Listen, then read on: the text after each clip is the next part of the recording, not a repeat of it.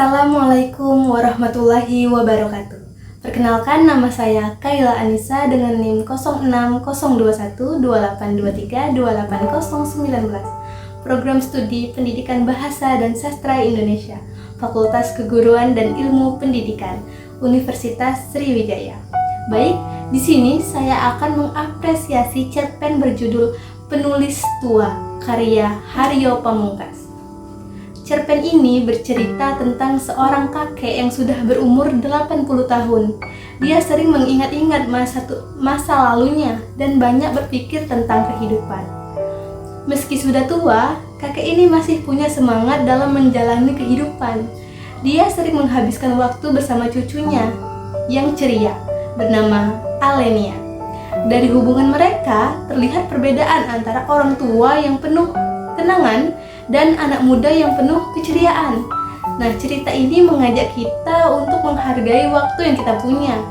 Jangan hanya sibuk dengan gadget atau teknologi, tapi memanfaatkan masa muda untuk membuat kenangan yang indah supaya nanti saat tua kita bisa mengenangnya dengan bahagia.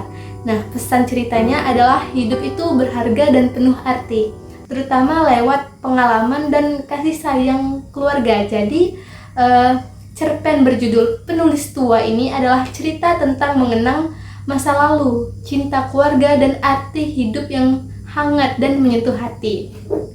Oke, berbicara tentang kelebihan cerpen ini, menurut saya cerpen ini memiliki kelebihan utama pada penggambaran tokoh yang kuat dan sangat manusiawi. Nah, sosok kakek tua yang penuh dengan kenangan dan perasaan rindu masa muda membuat pembaca mudah berempati. Nah, alur campuran maju mundur juga membuat cerita ini terasa hidup dan tidak monoton, sehingga pembaca bisa merasakan dua waktu sekaligus, ada masa lalu dan masa kini. Nah, gaya bahasa yang sederhana dan mudah dipahami juga menjadi nilai plus karena membuat pesan moral tersampaikan dengan jelas tanpa harus bertele-tele.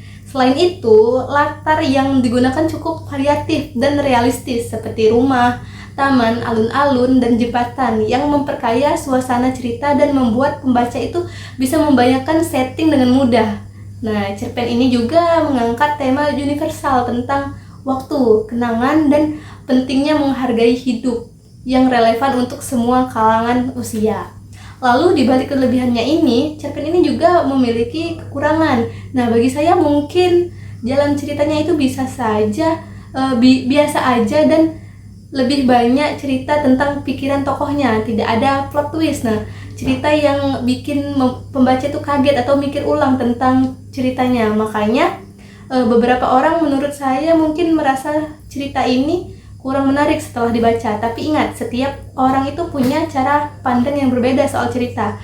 Apa yang dianggap kurang sama satu orang bisa jadi malah unik atau oke buat orang lain. Nah, contohnya tuh saya tetap suka dengan cerpen ini meskipun tidak ada plot twistnya seperti itu. Nah, lalu membaca cerpen ini tuh memberikan banyak sekali manfaat, terutama dalam hal refleksi diri. Nah, cerpen ini mengajak pembaca untuk merenungkan arti waktu dan pentingnya mengenang masa lalu tanpa terjebak dalam penyesalan. Nah, pesan moralnya yang mengingatkan kita agar tidak hanya terpaku pada gadget dan teknologi, tetapi juga memanfaatkan waktu muda itu untuk menciptakan kenangan indah, sangat relevan di era modern ini. Selain itu, cerpen ini juga meningkatkan kemampuan literasi dan pemahaman budaya.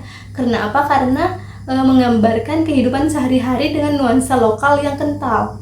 Nah, membaca cerpen seperti ini juga melatih kita untuk memahami karakter manusia secara lebih mendalam dan mengasah empati kita. Lalu, unsur intrinsik pada cerpen berjudul Penulis Tua ini, yang pertama itu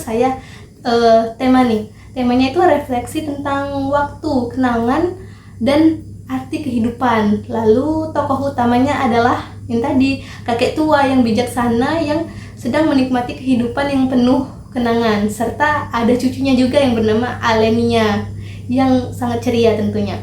Lalu alur yang digunakan dalam cerpen ini adalah alur campuran, yaitu alur maju mundur. Nah, menggabungkan kenangan masa lalu dan kehidupan di masa kini.